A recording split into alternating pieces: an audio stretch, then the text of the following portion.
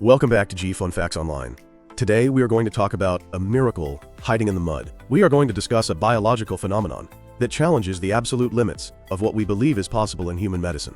It is a story about blindness, about resilience, and about a genetic blueprint that has been sleeping inside your own DNA for millions of years, waiting for a wake-up call. Our subject today is not a high-tech robot or a genetically engineered superhero. It is a common, often despised pest found in freshwater habitats across South America and parts of Asia. It is the golden apple snail, known scientifically as Pomacea canaliculata. To understand why this snail is currently the most exciting creature in the field of regenerative medicine, I want you to imagine a scenario that, for a human being, would be a permanent, life-altering tragedy. Imagine losing an eye. For us, and for almost all mammals, the loss of an eye is the end of the line for vision in that socket. The complexity of the eye, with its millions of photoreceptors and intricate neural wiring, is simply too great for our bodies to rebuild. We heal the wound with scar tissue, and that is it. The lights go out forever. But if you were to perform this same surgery on a golden apple snail, severing its eye completely, the story does not end there. The snail does not accept blindness. Over the course of just 1 month, roughly 28 days, that snail will do the impossible. It will grow the eye back. And I don't mean a crude lump of light-sensitive flesh. I mean a completely new, fully functional eye, complete with a lens, a retina, a cornea, and an optic nerve that physically wires itself back into the brain. The snail sees again, as if nothing ever happened. For centuries, this ability was just a footnote in zoology textbooks, a weird party trick of nature. But today, thanks to a groundbreaking study led by researchers at the Stowers Institute for Medical Research and UC Davis, we know that this isn't just a snail trick. We have discovered that the genetic instructions the snail uses to rebuild its eye are not alien to us. In fact, they are written in a language that we share. The discovery has sent shockwaves through the scientific community because it suggests that the instructions to regrow a human eye might already be inside us, dormant, just waiting for the right switch to flick them on.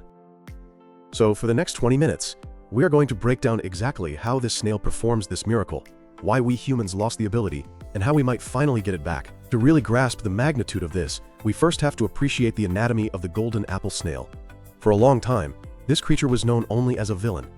It is an invasive species that destroys rice paddies and wetlands. It is tough, resilient, and hard to kill. But that resilience caught the eye of developmental biologist Alice Accorsi. She realized that the apple snail is unique among invertebrates. Most invertebrates you might think of, like flies or bees, have compound eyes. These are clusters of thousands of tiny lenses that create a mosaic image. Studying regeneration in a fly is fascinating, but it doesn't help us cure human blindness because our eyes are fundamentally different. We have camera-type eyes. We have a single, fluid-filled chamber with a focusing lens at the front and a light-sensitive retina at the back. It is a structure of immense complexity. The golden apple snail is one of the few invertebrates that shares this specific design with us.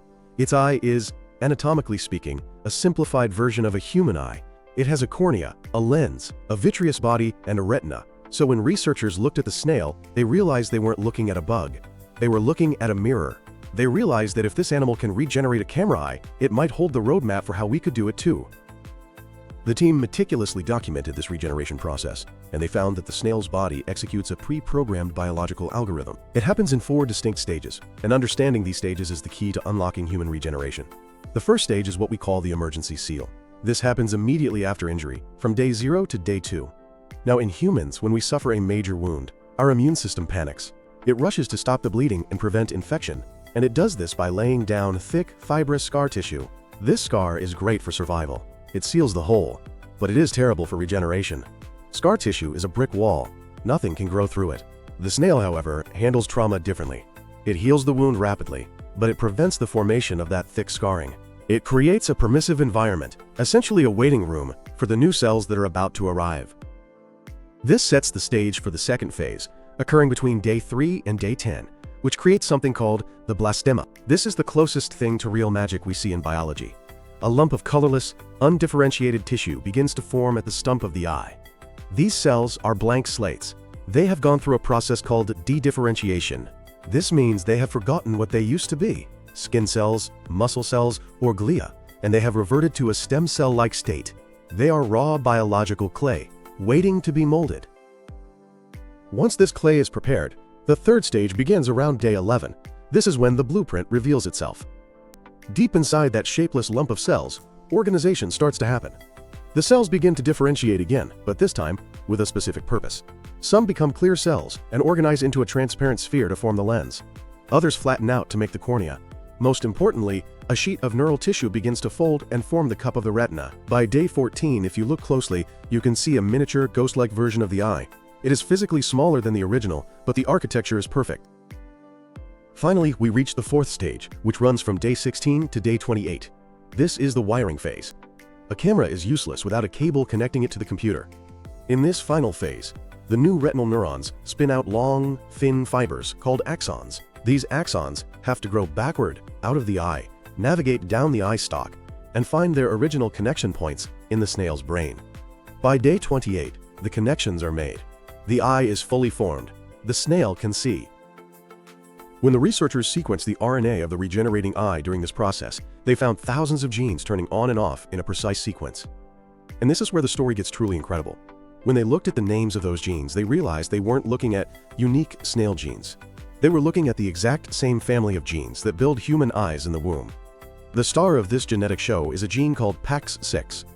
In developmental biology, PAX6 is royalty. It is often called the master control gene for eye development. It is so ancient and so fundamental that it is virtually interchangeable across the animal kingdom. If you take the PAX6 gene from a mouse and insert it into a fruit fly, the fly will grow an extra eye. It is the universal instruction that says, build an eye here. We humans have PAX6. It organizes our eyes when we are embryos. But in humans, once the eye is built, PAX6 effectively retires. In the adult human retina, it is largely silent. Accorsi's team proved that in the apple snail, PAX6 never truly retires. It is on standby. To confirm this, they used the gene editing tool CRISPR-Cas9 to create mutant snails with their PAX6 gene disabled. The result was stark. Those snails simply never grew their eyes back. This confirmed that PAX6 was the architect.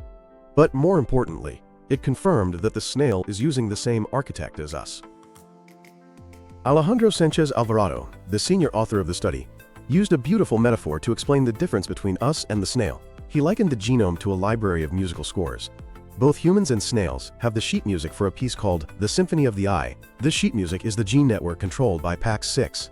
In the snail, when the eye is cut off, a conductor steps up to the podium and starts the symphony from the beginning. The violins, which represent the lens genes, come in. Then the cellos, representing the retina genes, join in. They play in perfect harmony to rebuild the organ. In humans, the sheet music is there. We have the genes, but the conductor is missing. Or perhaps, the pages of the music are glued together. When our eye is damaged, the body doesn't know how to restart the music. Instead, it plays a different, shorter, louder tune called the Ballad of Scar Tissue. This brings us to the crucial question. Why? If we have the genes, why can't we regenerate? Why did mammals lose this superpower that snails, salamanders, and fish kept? The answer lies in a trade-off made millions of years ago in our evolutionary history. It is a trade-off between stability and plasticity. Our cells are highly specialized. A heart cell is a heart cell. A retinal neuron is a retinal neuron.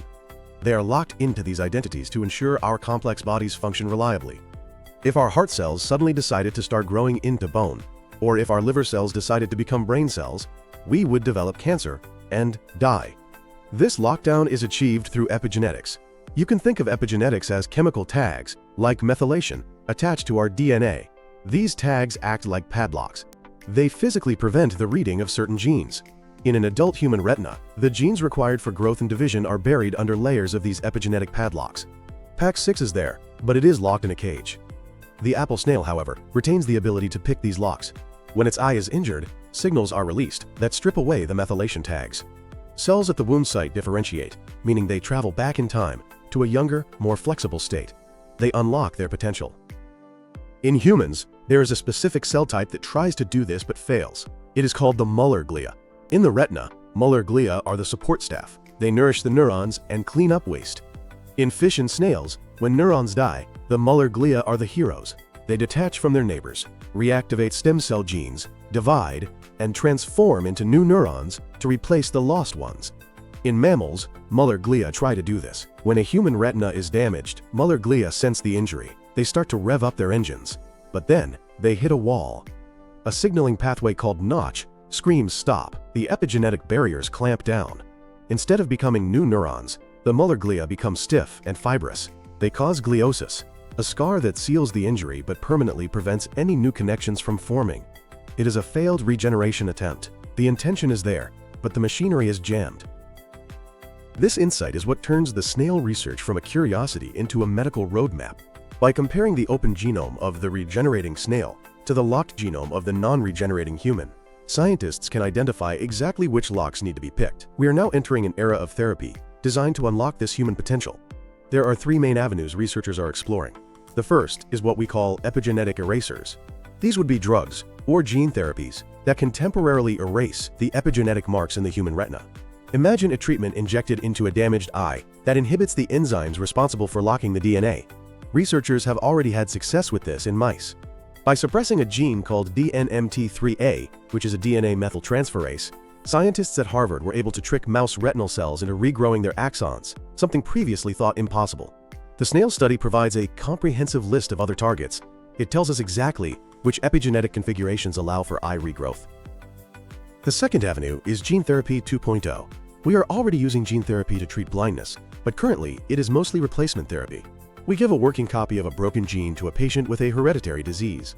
The future, inspired by the snail, is activation therapy. Instead of replacing a gene, we would use tools like CRISPR activation to forcibly turn on PAC6 and other regeneration genes like ASCL1 and LIN28, specifically in the Muller glia of a blind patient. Experiments in mice have shown that forcing the expression of ASCL1 can coax mammalian glia to produce new neurons. It is not perfect yet, as the new neurons don't always wire up correctly, but the snail shows us that nature has solved the wiring problem too. We just need to find the guidance cues the snail uses, the specific proteins that tell the axons where to go, and add them to the cocktail. The third avenue is the long-term roadmap. The National Eye Institute has set an audacious goal for regenerating the retina. The timeline is ambitious. In the 2020s, we are mapping these gene networks in organisms like the snail and zebrafish, and testing unlocking therapies in lab-grown human retinas, known as organoids. By the 2030s, we hope to see clinical trials for neuroprotection. This means using these regenerative signals not necessarily to grow a whole new eye, but to stop a degenerating eye from dying. If we can make the retina think it is in a regenerative state, it might become resilient to diseases like glaucoma or macular degeneration. And looking toward the 2040s and beyond, the goal is true regeneration. A therapy where a patient with lost photoreceptors, perhaps due to retinitis pigmentosa or severe trauma, receives a treatment that reprograms their own support cells to divide and become new light-sensing neurons, effectively restoring sight. The story of the apple snail is a humbling reminder that nature often hides its best secrets in the most unlikely places. For years, we looked at the complexity of the human eye and assumed its loss was irreversible, a penalty we paid for our biological sophistication. The snail proves this wrong. It proves that a complex camera-type eye can be rebuilt. It proves that the instructions fit on the same genetic sheet music we already carry in every cell of our bodies. We are not lacking the parts, we are lacking the conductor. As researchers like Alice Accorsi and Alejandro Sanchez Alvarado continue to decode the symphony of the snail, they are bringing us closer to a future where blindness is not a life sentence, but a temporary injury. We are moving toward a future where we might look into the mirror and see, staring back at us, the ancient, resilient potential of life itself, ready to heal, ready to regrow, and ready to see the world anew. The golden apple snail might just be a pest in the rice paddy, but in the laboratory, it is a prophet. And its message is clear: vision is renewable. That is it for today's episode. Thank you for listening to G Fun Facts Online, and we will see you in the next deep dive.